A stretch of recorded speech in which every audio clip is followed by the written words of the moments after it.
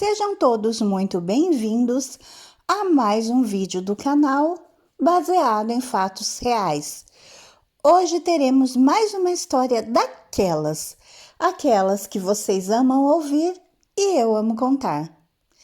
Mas, antes de irmos para a história, eu peço a vocês que deixem o like nesse vídeo, que me ajuda muito, ajuda a impulsionar o canal, faz com que o YouTube entenda que o conteúdo é bom, entregue a mais pessoas. Deixem um comentário, nem que seja um emoji. Se chegou aqui por causa desse vídeo, mas ainda não é inscrito no canal, se inscreva, ative o sininho de notificação, porque assim você é avisado toda vez que eu postar um vídeo novo. E compartilhe nas suas redes sociais, com seus amigos, com os parentes, com os vizinhos, para que eles venham também aqui conhecer as histórias e se inscrever no canal.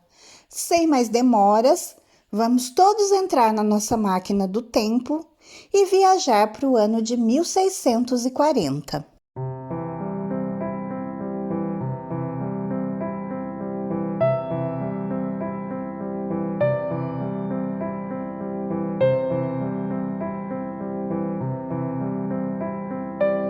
A história que nós vamos conhecer hoje é de Catherine d'Este. É uma história bem interessante porque ficou muito conhecida como o caso dos venenos. Catherine, também conhecida como Lavoisin, ela foi uma suposta feiticeira francesa e famosa por ser a responsável e a principal personagem deste caso dos venenos. A Lavoisin, a Catherine, ela nasceu em 1640, não se tem especificamente a data correta, e ela faleceu em 22 de fevereiro de 1680. E algumas histórias parecem tão incrivelmente bizarras que nos fazem pensar se realmente poderia ter acontecido da maneira que foi contada. Uma história tão antiga como essa de 1640. Porque algumas histórias nos causam repulsa e fascínio na mesma proporção, nos forçando a buscar os detalhes, mesmo os mais inacreditáveis.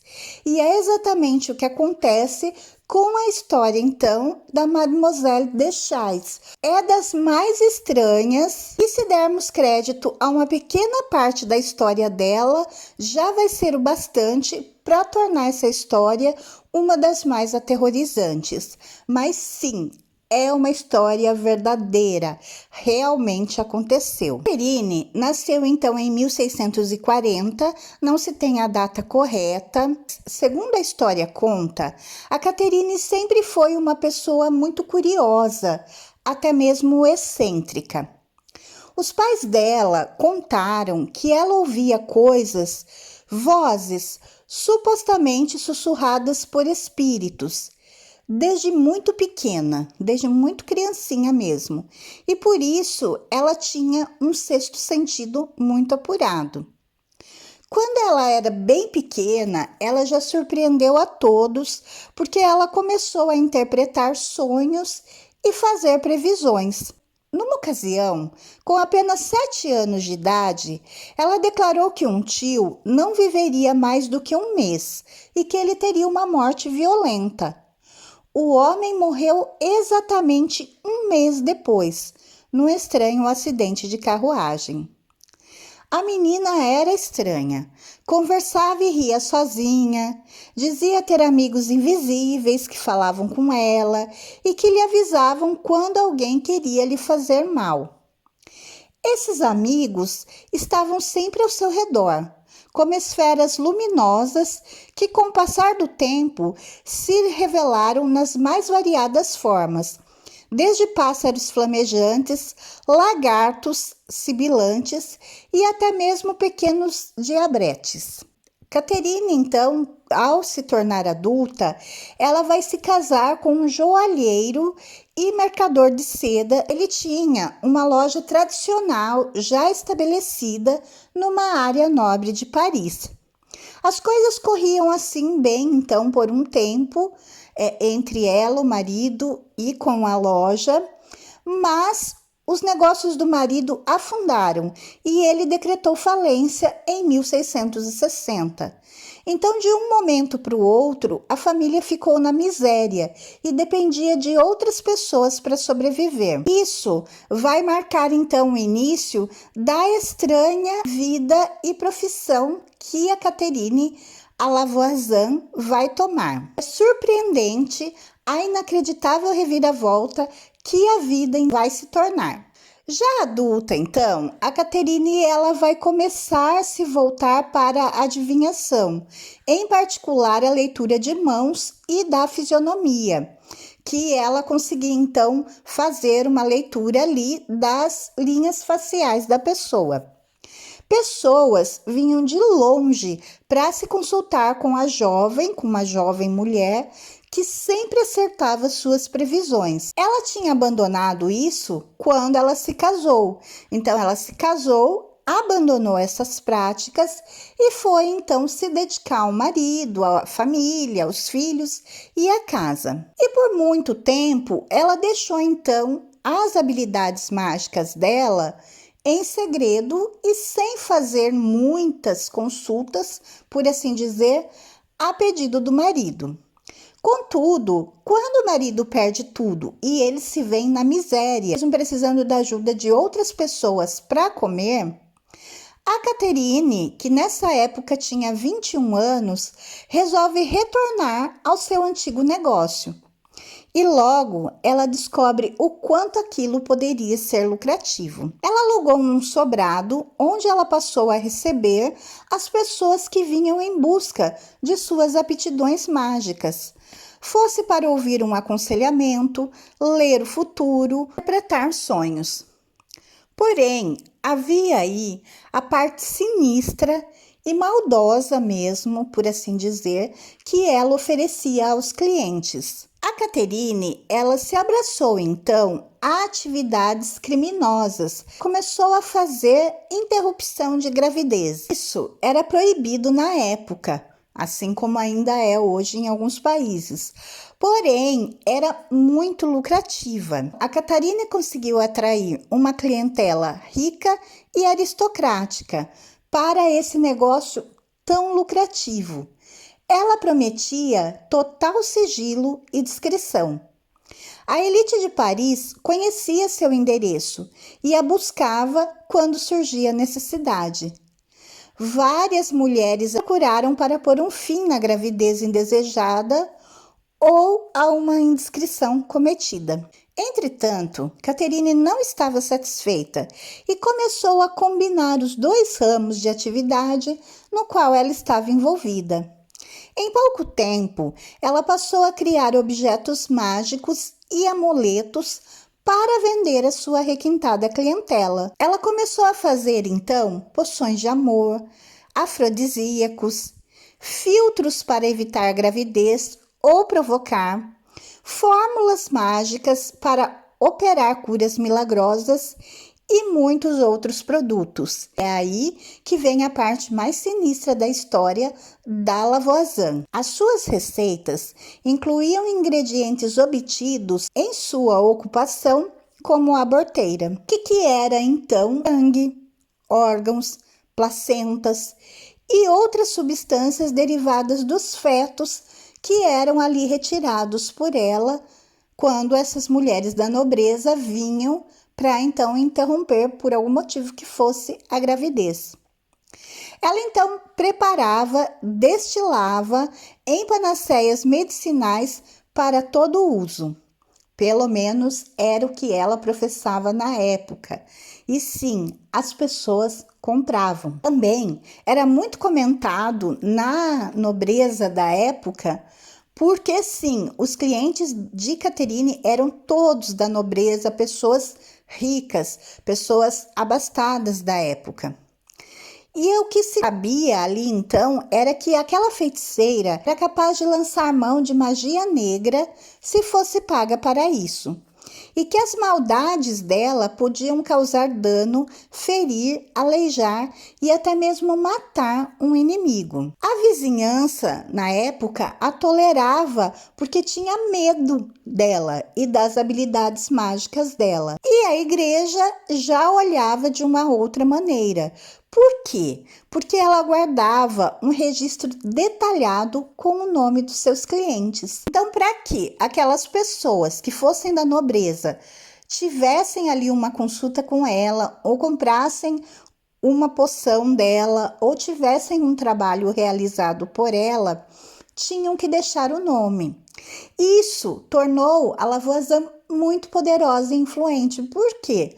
Porque ela tinha um caderninho com o nome de todos os seus clientes e qual foi o trabalho que ela tinha feito para essa pessoa.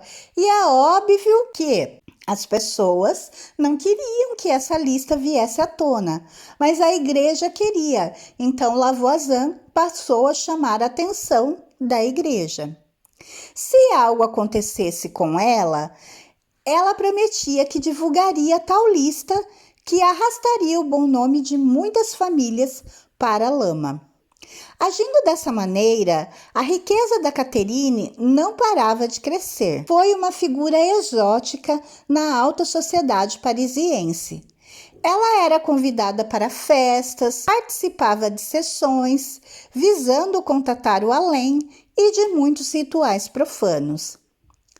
Catherine, ao que tudo indica, comandavam uma cabala de bruxas, feiticeiros e alquimistas que tinha sua sede em Paris, mas que tinha ramificações em outros lugares também, como Marsella, Lyon e Toulouse. O grupo era devotado a práticas esotéricas muito conhecidas na Paris do século XVII, como astrologia e tarologia. Mas também eles se reuniam para fazer coisas mais assustadoras, como as tão mal faladas missas negras. Quase todos esses rituais funcionavam como desculpas perfeitas para orgias e obscenidades que atraíam os decadentes nobres e burgueses parisienses interessados em emoções fortes. Durante essas ocasiões, ela invocava o próprio Satanás para conceder desejos aos praticantes. As cerimônias, pelo que a história conta, eram muito assustadoras e nelas muitas vezes se realizava sacrifícios de animais e, de acordo com algumas outras pessoas, até mesmo de recém-nascidos. Para Madame Lavoisier, aquele era um negócio lucrativo, já que boa parte de seus proventos, do seu sustento e dos seus bens eram obtidos chantageando os participantes de seu círculo, ameaçando expor as indiscrições das quais ela ficava sabendo. Foi então que a sua fama vai se tornar tão grande que ela vai começar a atender pelo apelido de Lavoisier, ou a Venenosa. A alcunha também vinha dela oferecer aos clientes técnicas de envenenamento como forma de resolver os problemas. A Catherine, a Lavoisier, vai passar então a agenciar uma rede de envenenadores profissionais e químicos para ajudá-la com um negócio sinistro de negociar venenos. Lavoisier era uma mulher de muitos amantes. Ela tinha realmente muitos amantes. E durante um período, um de seus amantes, o alquimista Lesage, quase convenceu Lavoisier a assassinar seu próprio marido, embora mais tarde ela tenha desistido. Segundo a história, e ela mesma admitia, a Lavoisier, durante a sua carreira ali, ela causou 2.500 mortes, sendo 500 de pessoas adultas, que ela mesma confessou, e 2.000 seriam de bebês ou fetos.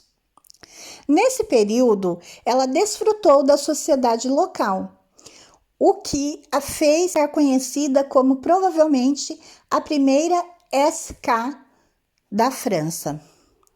Nesse período, ela desfrutou da sociedade local como uma socialite de tão alto nível e tão amada pela aristocracia que ninguém ousava cruzar seu caminho.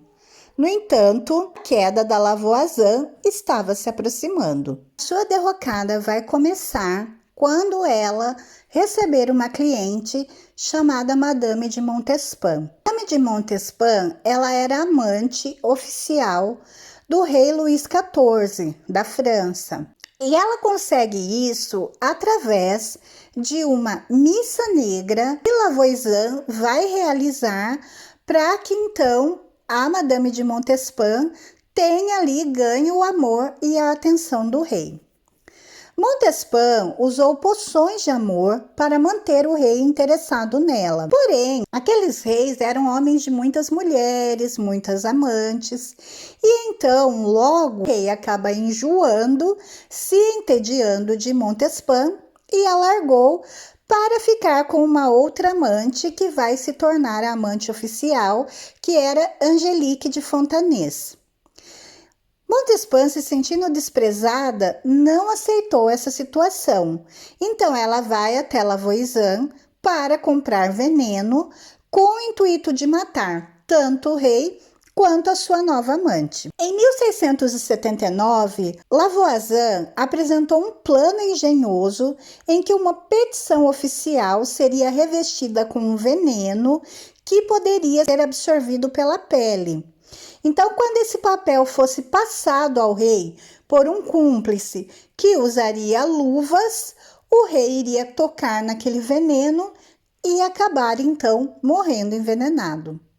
Porém, a conspiração não deu resultado, porque o rei não estava aceitando petições naquele dia. Alguém ali envolvido na história, ali dentro do palácio, deve ter dado com a língua nos dentes. Duas cartomantes e envenenadoras, as duas de nome Marie, elas foram presas pela polícia, que começou a suspeitar dos seus planos. As autoridades parisienses já estavam suspeitando das atividades da Catherine, da Madame Lavoisier, desde que uma cunhada do rei, Duquesa de Orleans, havia sido envenenada. Metida em interrogatório, uma das Maries acabou apontando o dedo para Catherine, acabou entregando ela e ela foi rapidamente capturada. Como um castelo de cartas, a sua rede começou a desabar à medida que os membros ali, as pessoas envolvidas com ela, eram presas. Na cadeia, muitos desses associados foram coagidos a fornecer informações incriminadoras contra Catherine de Chailly, inclusive a sua filha Margarete Monvoisin. Revelou detalhes sobre as missas satânicas, cerimônias de magia negra e assassinatos da madame. O caso ganhou enorme notoriedade por envolver nomes importantes na corte e um escândalo sem precedentes. Foi aí, então, que isso vai ficar conhecido como o caso dos venenos. A própria Lavoisier nomearia algumas pessoas da alta sociedade como seus clientes, fazendo muitos aristocratas proeminentes serem ou presos ou exilados.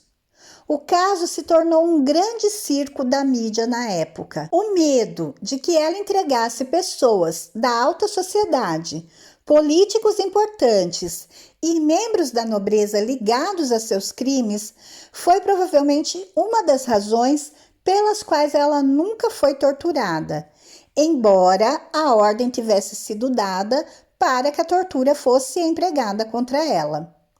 Lavoisier se recusou a revelar o nome de seus associados mais próximos e o nome de seus clientes. Durante o julgamento, muitas evidências foram apresentadas contra Lavoisier, incluindo vários frascos, cubas, jarros, potes, poções e caldeirões, bem como todo tipo de equipamento e apetrecho mágico encontrados em sua casa. Os promotores resolveram focar na acusação de feitiçaria, colocando de lado os assassinatos, Sobretudo porque em acusações de bruxaria, a Hare não teria chance de se defender ou falar publicamente.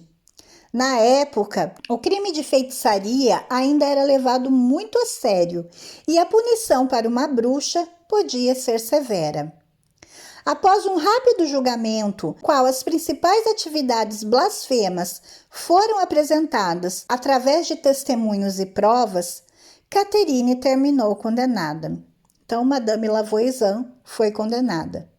Quando ela tentou mencionar o nome de alguns de seus clientes, ela foi calada e removida às pressas da corte. Em 22 de fevereiro de 1680, Lavoisin foi queimada numa fogueira montada na Place de Grève, no centro de Paris. Desafiadora até o fim, ela atacou um padre e chutou o feno empilhado ao seu redor.